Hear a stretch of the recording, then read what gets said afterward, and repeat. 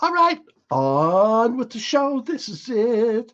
So, I'd like to welcome the guest who has come to us from the farthest away place, Mr. Stevie Ray Plarre. Hi, Stevie Ray. Hey Amber, how are you? I'm doing better now. Oh my gosh, so good to see you. So, Yeah, so what day, what time are you? it's Monday at midday, and I've just realised I passed up an opportunity to join you on the vodkas. So let's just assume that's what I've got right here. Okay. You do have vodka in Australia? Oh my goodness, not much of it left in my house after yesterday, but sure. Well, good. So good to see you. So Stevie Ray, what do you do for a living?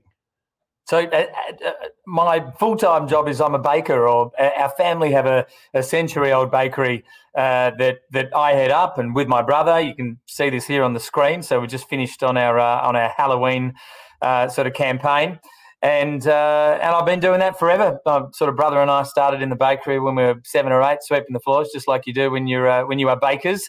Don't ask me to bake these days, mind you. My brother is the head pastry chef, and he does all of this funky stuff back here, and we've got about 80 or so bakeries around Melbourne in southern Australia down here, and it's been a very good, fun, creative background for me to stumble into my latest TikTok stardom. So you have some Halloween products there. Halloween's pretty crazy here in the United States. Is it crazy there in Australia too? When I was growing up, there was almost nothing, but it's absolutely heading in the US direction. It's been a little bit tamed back this year because of COVID, and in the state that I'm in Victoria, you've been locked down hard for the last 4 months. So we're only let out last week. No visitors to houses, one shop a day, 1 hour exercise a day, like really pretty full on. So there was not much trick or treating, but not bad for a business like ours because everyone had to have sort of Homoween. So it was good for business, but next year is going to be much better. So you've been locked down. How many new cases did Australia have today? Zero. Wow, can you Yeah. imagine that being locked down and not having any new cases? Who could have thought of that? Yeah. It was pretty tough, but it's nice to have a baseline now. It's good. Yes, it is. Thank you very much. You guys are telling us what we should be doing. However, in Vermont, we're doing a good job. So, all right. Good. So, anything? What was your Halloween special, or what? Anything special you do for Halloween? We try and have a bit of fun with this sort of tongue-in-cheek stuff. The walking ginger dead. Little Halloween emoji biscuits. We do haunted houses where kids can make their own kits. And we have these, beautiful sort of petite eclairs, but with little syringes where people can inject some, red blood jelly or green slime. And yeah, they love it. It's good. Oh, okay. Do you supply the syringes? Yeah, well, they're food grade, but we do. That's great. So, what is your bakery known for? I mean, is there something? Is it just bread, or is it your pastries? What do you do? Yeah, good question. So look, we don't do any bread, but we do sort of everything else. So everything from a 4-tier wedding cake to to tarts and slices, and of course in Australia, when you talk about pies, they're savoury pies as opposed to in the US where it's apple and pumpkin and caramel and all that kind of stuff. So the Aussie meat pie and a sausage roll, quite British. Pasty, these kind of things are some of our bigger sellers. But donuts, a vanilla slice is a very popular. Now, what's that? Vanilla what? A vanilla slice. Vanilla slice. What is that? Yes, layer of pastry, custard, layer of pastry, vanilla icing on top, sort of cut out of a slab. Yeah. Now, do you do a lot of online work? I mean, could I order something from your bakery? Not from the US, you couldn't. If you lived in Victoria, you could, because we bake fresh 7 days a week. So we bake fresh, we send them out to our stores. We've probably got a couple of things we could ship. A nice solid fruit cake might make it to the US in good nick, but that's about all.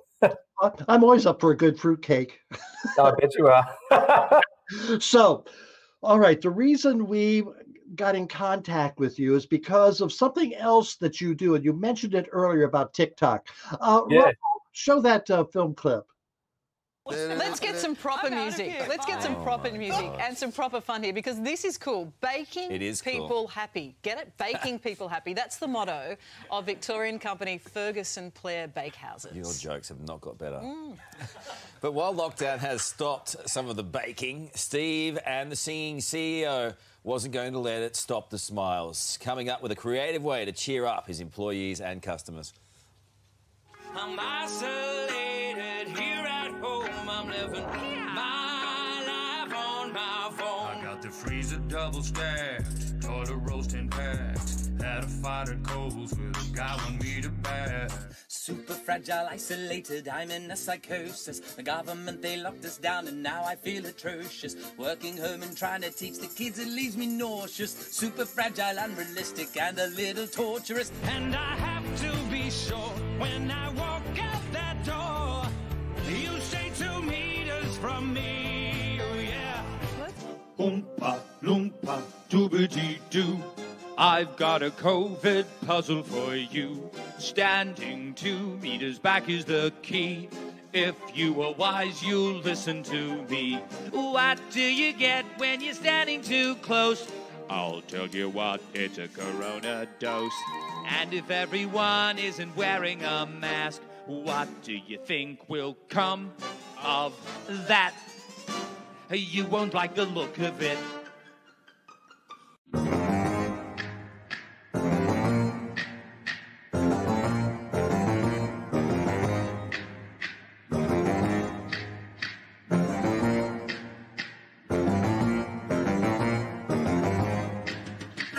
It's creepy and contagious, it hangs around for ages. This year has been outrageous. COVID, please leave us alone. If you're drinking and you're treating, the trick is what you're eating. Corona is deceiving. Be careful this Halloween. COVID-19.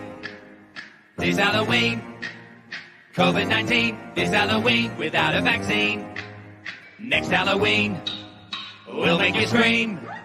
In our neighborhood, we'll scare you good, just like a bad dream.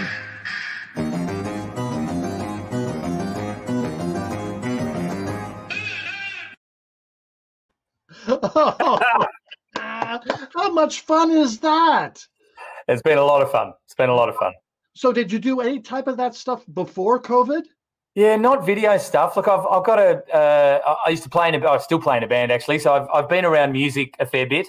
And of course, I've been locked down for 4 months, and I don't mind doing a bit of that kind of stuff. But I discovered that my wife still remembered lots of what she'd done at media school. So she was able to dust off her video production skills, and we brought the family in and had nothing better to do, in between trying to get a little bit of work done.